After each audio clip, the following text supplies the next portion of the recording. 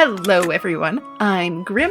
I'm a freelance artist who's been working on their webcomic Pursuer of Truth since 2019 and consistently since 2023. Usually when it comes to working on my webcomic, I'll start my day with some easy tasks that I need to get done, like checking email, checking up on the Discord server, all that good stuff. And then I'm off to get set up to work on my webcomic. So this time in this video, I'm going to be working on the line art, but also last week I worked on extracting the 3D backgrounds into lines and shading. Doing line art can be really meditative for me, I find. In my process of working on my comic, I skip the sketch phase when drawing, basically because I just don't need to do it. It's a repetitive extra step. But because of that, I have to put a lot more focus into my mark making, which is the literal act of putting a line or shape on the canvas. However, I also have to make sure that I'm not being a perfectionist in the process, so it's just a really nice state where I just have to try not to think too hard. But to help me get set up with that, anytime I'm doing line art, I'll either put on some music or set up a queue of video essays. Usually for music, it's either my work playlist, which is this horrible amalgam of everything I like, but doesn't distract me too much, so it's not my total favorites. Or when I'm queuing up video essays, usually they live in my watch later folder. There's also the rare occasions where I'm in the mood for a show in the background. Lately, my background show has been Star Trek: The Next Generation because I'm a Trekkie and I quite like Picard. I think it's cool to have a space captain who's a diplomat rather than bombastic. Outside of working on line art, I also mentioned that I'm working on extracting the backgrounds for this chapter of the comic.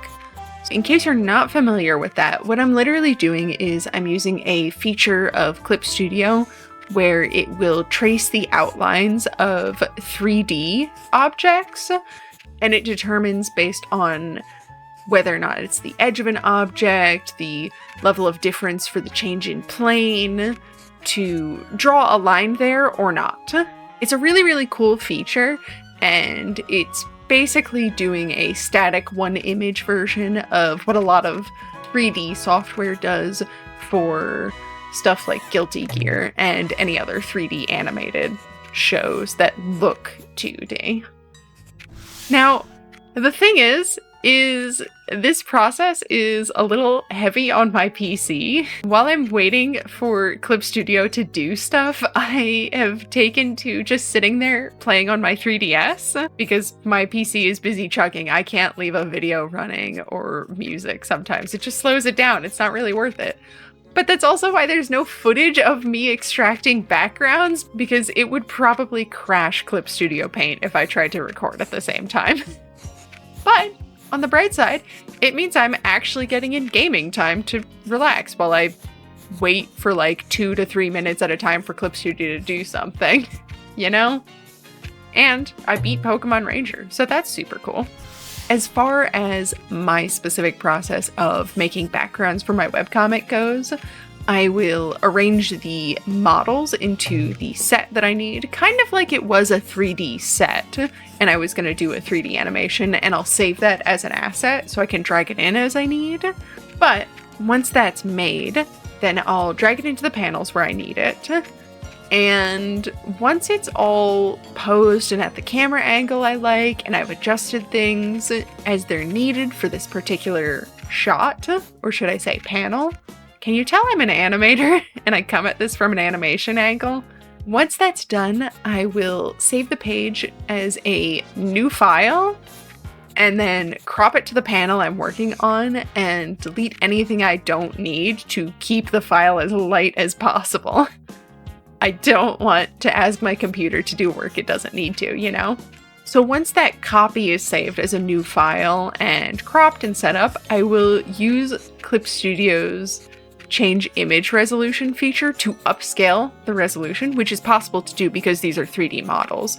They don't use pixel or raster imaging. They're all generated based on like vectors and planes and 3D. You know, you can infinitely upscale 3D work.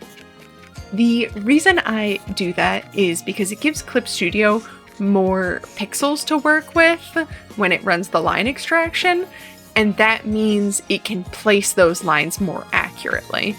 I've found with smaller canvas resolutions that Clip Studio has a really hard time figuring out where to put the line extraction lines. So anytime I have to do an extraction, I will upscale the image so I get a really accurate one, and then I'll put it back down to the normal size. Once that's done, I'll do a little bit of setup that is kind of like just adjusting the shading colors and turning off certain layers so that it's ready when it's time to do flats. And then I will just copy that into the actual comic and position it. From there I can hide the 3D layer and the background extraction is done. Now, this doesn't usually crash Clip Studio, but with particularly detailed scenes it can. So again, I'm really trying not to run a lot of extra stuff when I'm doing this. Anyway, eventually my workday comes to lunchtime. So I close up my software and I get some food.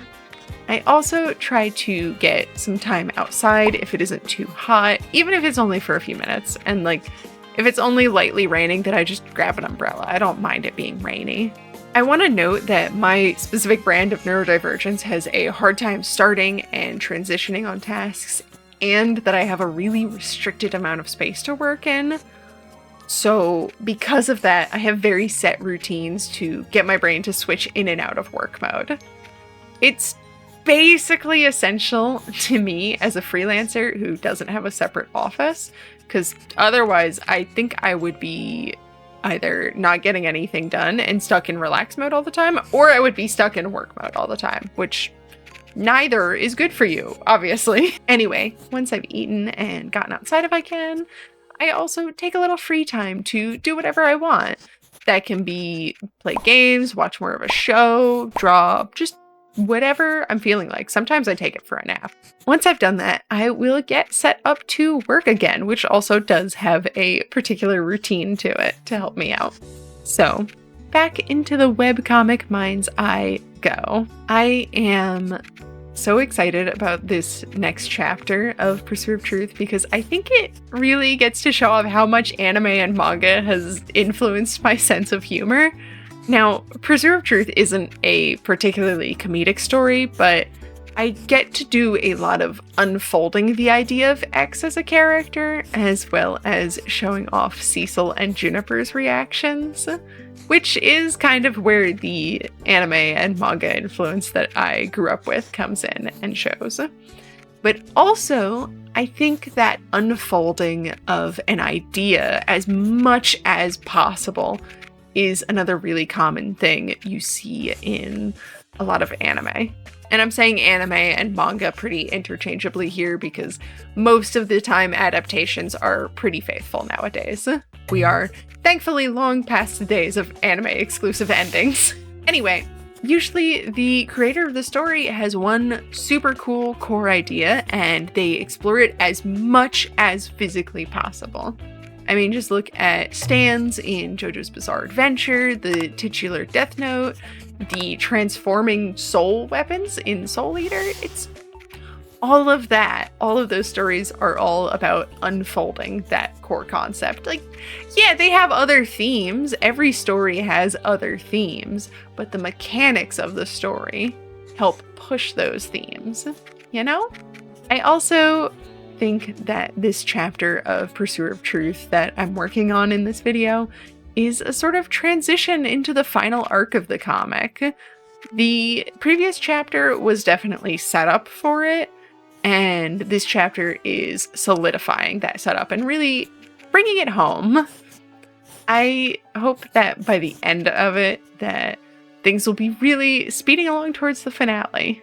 It's hard to say though because I haven't scripted the next part I'll figure it out when I get there.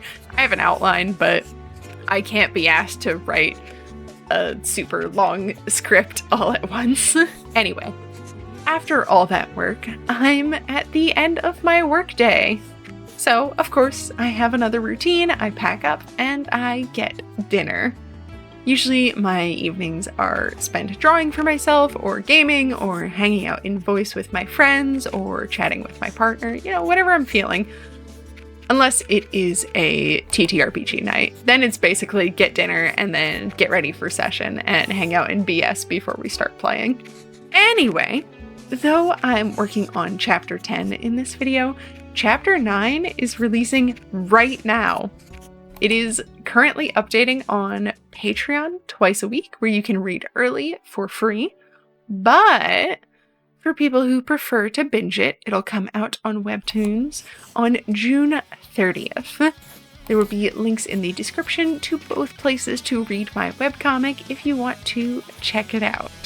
Anywho, thank you so much for watching. I hope this video gave you a good little peek into what it's like for me to be working on my webcomic, and if you want to see more about my art journey, remember to like and subscribe. Doing those things also tells the YouTube algorithm gods that this video is worthwhile to watch and not a flaming pile of garbage. So, with that, I will see you in the next video. Be cozy, be kind, and make something cool.